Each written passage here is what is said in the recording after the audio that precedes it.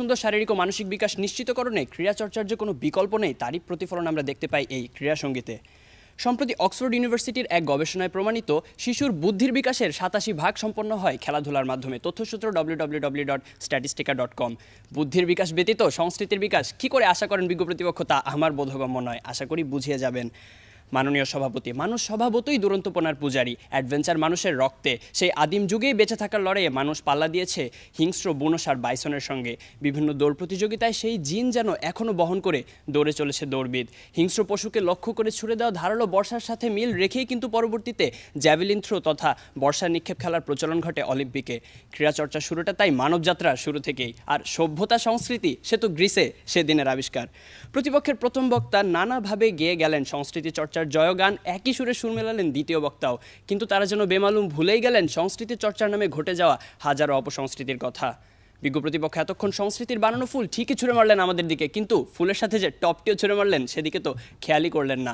তাকিয়ে দেখুন একবার নিজ সংস্কৃতির ফুলের দিকে, যার মূলে রয়েছে শুধুই আগাছা। সেই চিরপরিচিত বাংলা নববর্ষ বা নবান্ন উৎসব এখন কোথায় বিজ্ঞ প্রতিপক্ষ? এখন নববর্ষ উদযাপন যেন শহরের তরুণ তরুণীদের বিলাসিতার নামান্তর। যে সংস্কৃতি নিয়ে আপনারা এতটা চিন্তিত, কতটুকু ধারণ করতে পেরেছেন সেই সংস্কৃতি নিজেদের মধ্যে? ঘটা করে একদিন পান্তা ইলিশ খেয়ে আর বছরের একটি দিনে শহীদ মিনারের বেদিতে খালি পায়ে দাঁড়িয়ে পুষ্প প্রেরণ করেই দয়া করে নিজেকে বাঙালি বলে পরিচয় দেবেন না বিজ্ঞ প্রতিপক্ষ? সময় হলে একবার পড়ে দেখবেন মাইকেল মধুসূদন দত্তের প্রহসন একে কি বলে সভ্যতা, যেখানে আপনি নিজেই দেখবেন কিভাবে সংস্কৃতির মিশ্র চর্চায় তা পরিণত হয় অপসংস্কৃতিতে। সমাজের বিভিন্ন ধাপে নিজেকে মানিয়ে চলার নাম সামাজিকীকরণ, যার একটা বড় শিক্ষা শিশু অর্জন করে খেলার মাঠে। খেলার বিভিন্ন নিয়মকানুন আমাদেরকে নিয়মানুবর্তিতা এবং শৃঙ্খলাবোধের শিক্ষা দেয়। খেলার সাথীদের সাথে মিশতে মিশতেই তো শিশুদের মধ্যে ভ্রাতৃত্ববোধ জেগে ওঠে, সে হয়ে ওঠে সামাজিক।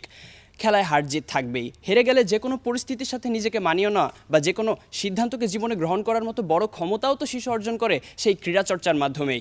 শৈশবের যে খেলার মাঠে এত এত গুণাবলী অর্জন করে এখানে এসে বসেছেন, সেই গুণাবলীগুলো কি আপনার হাট্টিমা টিম টিম ছড়া বা আমরা সবাই রাজা গানে খুঁজে পেয়েছিলেন বিজ্ঞ প্রতিপক্ষ? প্রশ্ন রইল। ডাকের বচন, খনার বচন বা ঠাকুরমার ঝুলির মতো সংস্কৃতি যেভাবে হারিয়ে যেতে শুরু করেছে, ভবিষ্যৎ প্রজন্মের কাছে তা যেন নিতান্তই রূপকথার গল্পের মতো ঠেকবে। ব্রাজিলিয়ান রঙিন সংস্কৃতি সাম্বা নাচকেই উপভোগ করতে যদি বেশি ব্যতিব্যস্ত হয়ে পড়েন, মার্সেলো নেইমারদের কারিগরি তো আর আপনার দেখা হয়ে উঠবে না বিজ্ঞ প্রতিপক্ষ। আজ আমাদের খিচুড়ি সংস্কৃতিতে যদি 9XM চলতে থাকে গান আর জিটিভিতে বাংলাদেশের খেলা, তবে আপনি কোনটিকে বেছে নেবেন বিজ্ঞ প্রতিপক্ষ? ক্রিকেট বর্তমানে বাংলাদেশের নাম ও সংস্কৃতিকে পৌঁছে দিয়েছে এক অনন্য উচ্চতায়। বিশ্বের মাঠে মাঠে যখন সাকিব মুশফিকরা রেকর্ড গড়তে ব্যস্ত, তখন বড় বড় পর্দা থেকে শুরু করে চায়ের দোকানের ছোট্ট টেলিভিশনের সামনে উপচে পড়া ভিড় যেন দেশপ্রেমের কথাই মনে করিয়ে দেয়। মাশরাফি বিন মর্তুজা মাঠে দক্ষ নেতৃত্বের পাশাপাশি নড়াইল 2 আসনের এমপি হয়ে বর্তমানে দেশ সেবায় নিয়োজিত, যা আমাদের আবারও এটাই মনে করিয়ে দেয় যে ক্রীড়াচর্চা নেতৃত্বের গুণাবলী বিকাশে কতটা সহায়ক। আমার দলের প্রথম বক্তা যেমনটি বলে গেলেন, অলিম্পিক গেমস যাকে বলা হয় গ্রেটেস্ট শো অন আর্থ, এর পতাকাটাই লক্ষ্য করুন না বিজ্ঞ প্রতিপক্ষ। সাদা রঙের উপর সংযুক্ত 5টি রিং আকৃতি, যেখানে প্রতিনিধিত্ব করছে 5টি মহাদেশকে। আর সাদা সে তো শান্তির প্রতীক। সংস্কৃতি চর্চার উপর কোন আসরটি এমন সেরা হওয়ার মর্যাদা পেয়েছে বা এমন অর্থবহ কোনো পতাকার নজির দেখাতে পেরেছে বলতে পারেন? মনে রাখবেন, ক্রীড়াচর্চা মানুষে মানুষে জাতিতে জাতিতে মেলবন্ধন ঘটায় এবং অনাকাঙ্ক্ষিত যুদ্ধ বিগ্রহ থেকেও পৃথিবীকে বাঁচায়। কোন স্থানের সংস্কৃতি যদি হয় পূর্ণিমা রাতে কুমারী বলি বা বিধবা জ্বালিয়ে হত্যা, তাহলে তেমন সংস্কৃতি আপনার কাছে কতটুকু গ্রহণযোগ্যতা পাবে বিজ্ঞ প্রতিপক্ষ? অর্থাৎ আমি এটাই বলতে চাচ্ছি যে সংস্কৃতির চর্চা জন্ম দিতে পারে বিভিন্ন অপসংস্কৃতির। ক্রীড়াচর্চার কিন্তু সে ধরনের কোনো নেতিবাচক সম্ভাবনা নেই বিজ্ঞ প্রতিপক্ষ। ধরুন আপনি নৌকা ভ্রমণে বেরিয়ে সংস্কৃতির চর্চা, কবিতা রচনায় ব্যস্ত, আর এমন সময় উত্তাল ঢেউয়ে আপনার নৌকা গেল উল্টে আর আপনি সাঁতারই জানেন না, তখন কিন্তু বলতেই হয় সুকুমারের সেই কথা, আপনার জীবনের 16 আনাই বৃথা। যে বোঝে না তাকে বোঝানো যায়, কিন্তু বুঝেও না বোঝার ভান করলে তখন কিন্তু আর কিছুই করার থাকে না বিজ্ঞ প্রতিপক্ষ। হ্যাঁ, আমি মানছি সংস্কৃতি চর্চা শুধু প্রয়োজনীয়ই নয়, গুরুত্বপূর্ণও বটে, কিন্তু তাকে তো কখনোই ক্রীড়াচর্চার ওপরে স্থান দেওয়া যায় না বিজ্ঞ প্রতিপক্ষ। শেষ করতে চাই একটি প্রশ্ন দিয়ে। ধরুন সংস্কৃতি আপনার মন আর ক্রীড়া আপনার শরীর, তবে আপনি কোনটিকে বেশি প্রাধান্য দিবেন? অসুস্থ শরীরে ক্ষণিকের নীড়ে মিথ্যে মনকে ভালো রাখার চেষ্টা, নাকি সুন্দর মনের আধার সেই সুস্থ ও সবল শরীর গড়ে তোলার প্রচেষ্টা? একজন মানুষের সুস্থ সুন্দর শারীরিক ও মানসিক বিকাশ নিশ্চিতকরণে ক্রীড়াচর্চা এবং সংস্কৃতি চর্চা যেন একই মুদ্রার এপিঠ ওপিঠ। তাই আসুন ক্রীড়াচর্চা এবং সংস্কৃতি চর্চার মাধ্যমে ভবিষ্যৎ প্রজন্মকে উপহার দিয়ে যাই একটি সুন্দর আগামী। এই আশাবাদ ব্যক্ত রেখে আমি আমার বক্তব্য এখানেই শেষ করছি। ধন্যবাদ মাননীয় সভাপতি, ধন্যবাদ সবাইকে। এবারে সাদিয়া আফরিন। পলাশ থানা সেন্ট্রাল কলেজ সে বিষয়টির পক্ষে তার বক্তব্য রাখবে। সুনীতি কুমার চট্টোপাধ্যায় বলেছেন, সংস্কৃতি জীবনের সঙ্গে জড়িত, সেই জন্য এর চরম রূপ কোনো এক সময় চিরকালের জন্য বলে দেওয়া যেতে পারে না। জীবনের সঙ্গে সঙ্গে সভ্যতা ও সংস্কৃতি যেন গতিশীল ব্যাপার হয়ে দাঁড়িয়েছে। মাননীয় সভাপতি, বিজ্ঞ বিচারক মণ্ডলী, আমার প্রতিপক্ষ দলের বন্ধুরা, আজকে যারা শুনছেন তাদের সবাইকে জানাই আমার প্রাণঢালা অভিনন্দন। আজকে আমাদের বিতর্কের বিষয় নির্ধারণ করা হয়েছে ক্রীড়া চর্চার চেয়ে সংস্কৃতি চর্চাই উত্তম। অত্যন্ত যুক্তিসঙ্গত একান্ত কারণে দলনেতা হিসেবে পক্ষে আমার অবস্থান। মাননীয় সভাপতি, আমার দলের প্রথম দুই বক্তা সংস্কৃতির সংজ্ঞায়ন ও ব্যাখ্যা প্রদান করে গেছেন। আমরা সবাই জানি বাঙালির 12 মাসে 13 পার্বণ, অর্থাৎ বাঙালি সংস্কৃতি এতটাই ব্যাপক যা এই উক্তির মাধ্যমে প্রমাণিত। মাননীয় সভাপতি, আপনি এমনকি আমরা প্রত্যেকটা মানুষই সকাল থেকে রাত পর্যন্ত দিনটা কাটাই সংস্কৃতি ধারা। সংস্কৃতি হলো টিকে থাকার কৌশল এবং পৃথিবীতে একমাত্র মানুষই হচ্ছে সেই সংস্কৃতবান প্রাণী।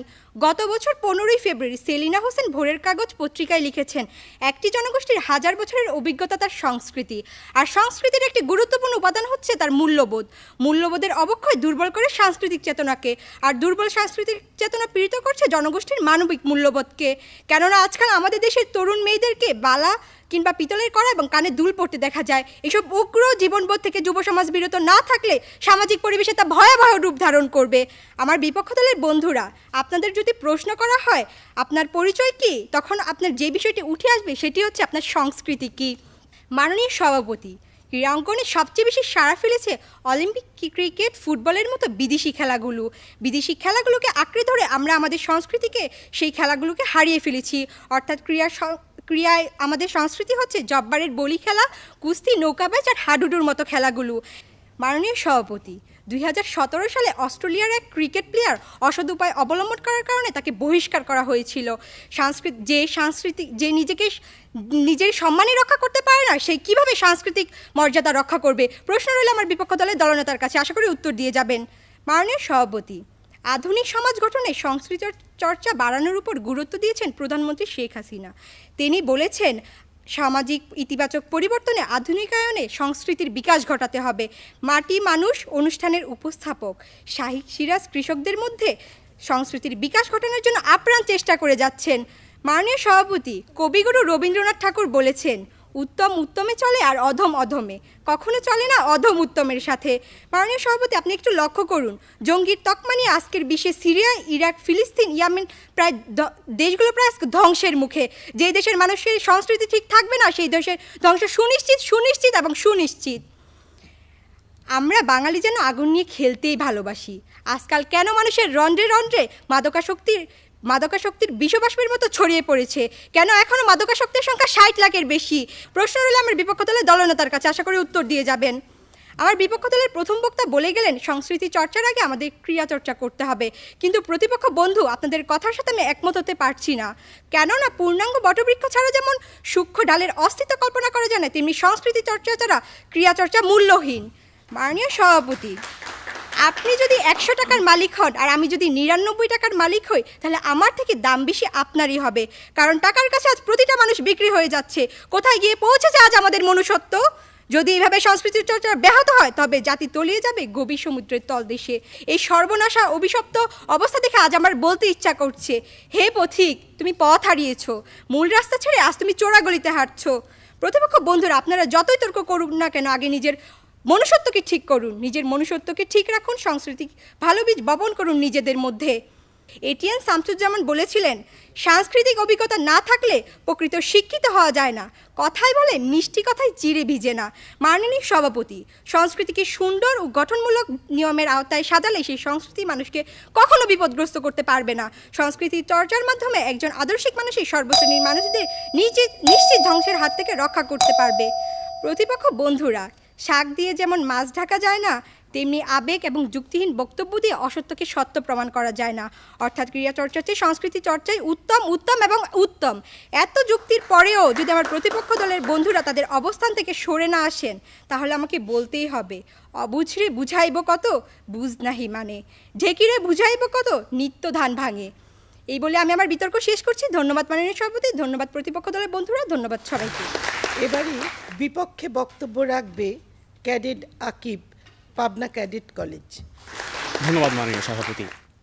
সারা বিশ্ব যখন football, cricket, volleyball, basketball, athletics, hockey, golf ও সাঁতারের নেশায় মেতে, তখন আমার প্রতিপক্ষের প্রথম, দ্বিতীয় ও তৃতীয় বক্তা একটানা 15 মিনিট ধরে এত সুন্দর ছলে বলে কৌশলে যেভাবে সারা পৃথিবীর সমস্ত মানুষকে ভুল প্রমাণিত করে গেলেন, তা ছিল সত্যি উপভোগ্য। আহা, সংস্কৃতির কি দারুণ চর্চা! যেন মনে হলো কোনো তামিল সিনেমা উপভোগ করলাম, যেখানে নায়কের হাতের স্পর্শ পাওয়ার আগে উড়ে যায় তার সামনে থাকা গাড়ি, আর তা দেখে কতিপয় জনগোষ্ঠীর মানুষ কিছু না বুঝেই দেয় হাততালি। মাননীয় সভাপতি, শ্রদ্ধেয় বিচারক মণ্ডলী, বিজ্ঞ প্রতিপক্ষ এবং উপস্থিত দর্শকবৃন্দ, সবাইকে জানাই সাদর সম্ভাষণ। বিতর্ক চলছে, বিষয় ক্রীড়া চর্চার চেয়ে সংস্কৃতি চর্চা উত্তম, এবং যার বিপক্ষে আমার দৃঢ় অবস্থান। বিজ্ঞ প্রতিপক্ষ, আমরা কিন্তু কোনোভাবেই সংস্কৃতি চর্চাকে ছোট করে দেখছি না, এবং আমি আমাদের দলীয় অবস্থান আবারও সুদৃঢ় করে বলতে চাই যে সংস্কৃতি চর্চা নিঃসন্দেহে কোনো জাতির মানসিক বিকাশের জন্য প্রধান উপায়, কিন্তু আমরা কিন্তু আমাদের বক্তব্যের কোনো অংশেই সেই সংস্কৃতি চর্চাকে ছোট করে দেখিনি বিজ্ঞ প্রতিপক্ষ। এবং আমি আজ বিপক্ষের দলনেতা হিসেবে এই মঞ্চে প্রমাণ করে যাব যে ক্রীড়া চর্চা কোনোভাবেই সংস্কৃতি চর্চার থেকে কম গুরুত্বপূর্ণ হতে পারে না। মাননীয় সভাপতি, আমরা আজকের বিষয়ের দিকে যদি খেয়াল করি, তাহলে আমরা দেখতে পাই যে উচ্চ রক্তচাপ একটি মাথাচাড়া দিয়ে ওঠা সমস্যার নাম। যুক্তরাষ্ট্রের প্রায় 38% মানুষ বর্তমানে এই সমস্যার শিকার। তথ্যসূত্র www.heart.org। বিজ্ঞ প্রতিপক্ষ, যে মানুষটি সারা রাত উচ্চ রক্তচাপজনিত সমস্যার কারণে ঠিকমতো ঘুমোতেই পারেননি, তিনি পরদিন সকালে উঠে কবিতা আবৃত্তি করবেন কিভাবে? আশা করি উত্তরটা দিয়ে যাবেন। শুধুমাত্র সুস্থ দেহ গঠনেই ক্রীড়াচর্চার গুরুত্ব সীমাবদ্ধ নয়। ইতিমধ্যে আমার দলের দ্বিতীয় বক্তা বলে গিয়েছেন বাংলাদেশ জাতীয় ক্রিকেট দলের অধিনায়ক মাশরাফি বিন মুর্তজার কথা। বিজ্ঞ প্রতিপক্ষ, একমাত্র ক্রীড়াচর্চার মধ্য দিয়েই সম্ভব নেতৃত্বের গুণাবলীর প্রকৃত বিকাশ ঘটানো, যার সর্বোৎকৃষ্ট উদাহরণ আমাদেরই জাতির পিতা বঙ্গবন্ধু শেখ মুজিবুর রহমান। ছোটবেলায় ফুটবল মাঠে যার দুরন্ত বোনায় তাকে সাহস জুগিয়েছিল স্বাধীন বাংলাদেশের স্বপ্ন দেখার। বিজ্ঞ প্রতিপক্ষ, নেতৃত্বের গুণাবলীর গল্প শুধু এখানেই শেষ নয়। আমেরিকার স্বাধীনতা যুদ্ধের সূতিকাগার জর্জ ওয়াশিংটন ছিলেন একজন দক্ষ অশ্বারোহী, আব্রাহাম লিঙ্কন ছিলেন একজন উঁচুমানের কুস্তিগীর। শুধু তাই নয়, বিজ্ঞ প্রতিপক্ষ, সারা পৃথিবীর সর্বশ্রেষ্ঠ মানুষ হযরত মুহাম্মদ সাল্লাল্লাহু আলাইহি ওয়াসাল্লাম ছিলেন একই সাথে একজন দক্ষ তীরন্দাজ, অশ্বারোহী ও সাঁতারু।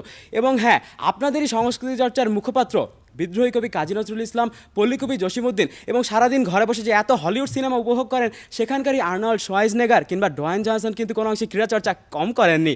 তারপরেও কি শুভঙ্করের ফাঁকি দিয়ে বলবেন ক্রীড়া চর্চার চেয়ে সংস্কৃতি চর্চাই উত্তম? বিজ্ঞ প্রতিপক্ষ, তবে বলতেই হচ্ছে, সদ্য আয়োজিত বঙ্গবন্ধু গোল্ড কাপে অংশ নেওয়া সারা দেশের বিভিন্ন স্কুলের 11,18,515 জন ছাত্র এবং একই সাথে বঙ্গমাতা বেগম ফজিলাতুন্নেসা গোল্ড কাপে অংশ নেওয়া সারা দেশের 11,18,900 জন ছাত্রী কি তবে ভুল করেছে?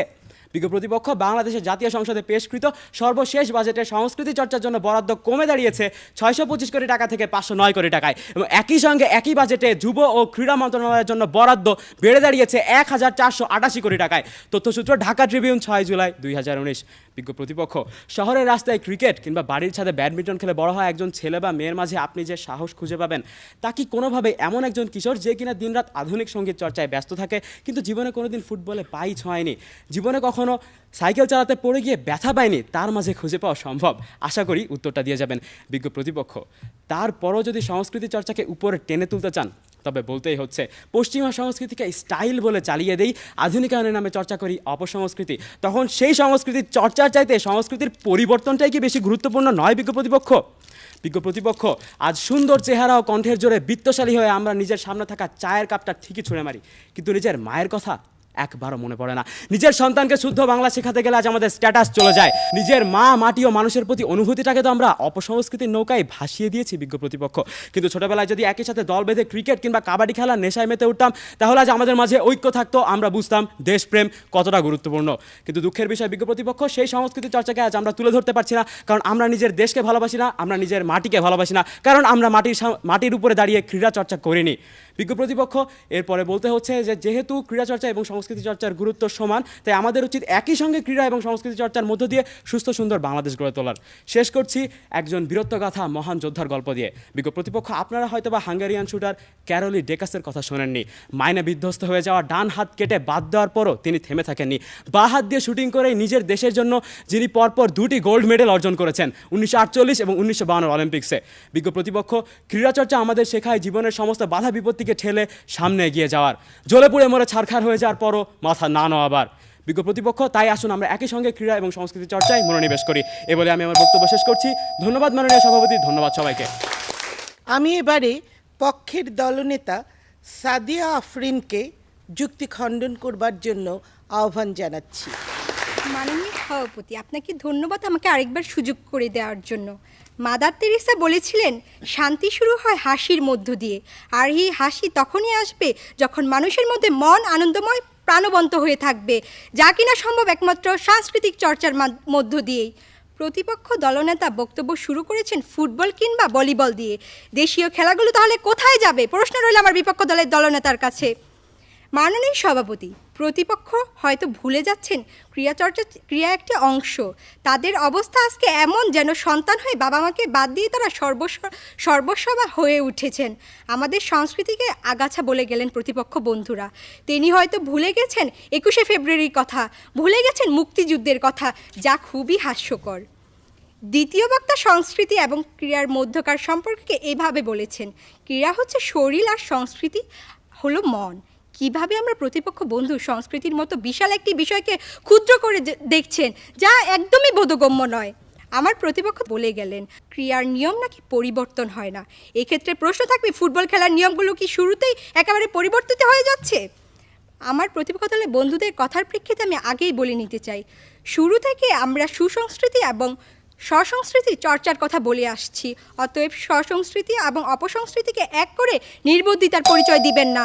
কচু পাতার উপর পানির কণা যেমন ক্ষণস্থায়ী, তেমনি অপসংস্কৃতিও ক্ষণস্থায়ী ব্যাপার।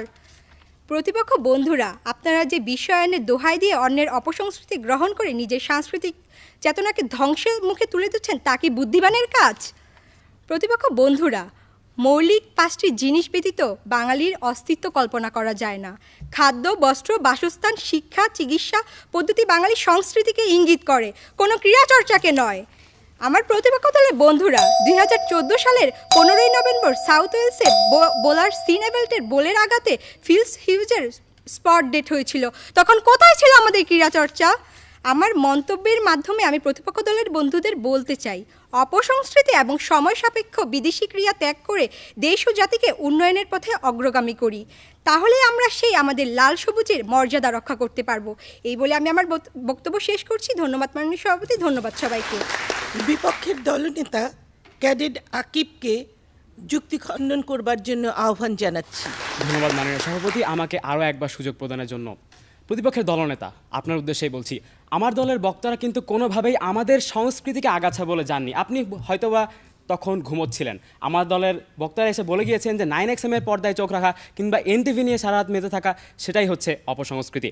বিজ্ঞ প্রতিপক্ষ দলনেতা তার ধনুকে গুণ দিতে গিয়ে প্রশ্নবিদ্ধ করে গেলেন আমাদের জাতীয় খেলা কাবাডিকে। বিজ্ঞ প্রতিপক্ষ সময় বহমান, আধুনিকায়নের স্রোতে তাল না মেলাতে এখন যদি আমি আপনাকে বলি খোপায় সাদা শাপলা ফুল গুজে মার্কেটে যেতে, আপনি কি তা করবেন? নিশ্চয় না। তাহলে শুধু শুধু যেখানে নিজেই খোপায় লাল গোলাপ গোজার জন্য আশা করে আছেন, তখন বাংলাদেশের জাতীয় খেলাকে প্রশ্নবিদ্ধ করার কি দরকার? বিজ্ঞ প্রতিপক্ষ, আপনি ঘুমিয়ে থাকলেও বাংলাদেশ কিন্তু ঘুমিয়ে নেই। সামনে অনুষ্ঠিত হতে যাওয়া কাবাডি ওয়ার্ল্ড কাপে কিন্তু বাংলাদেশ ঠিকই অংশ নিচ্ছে।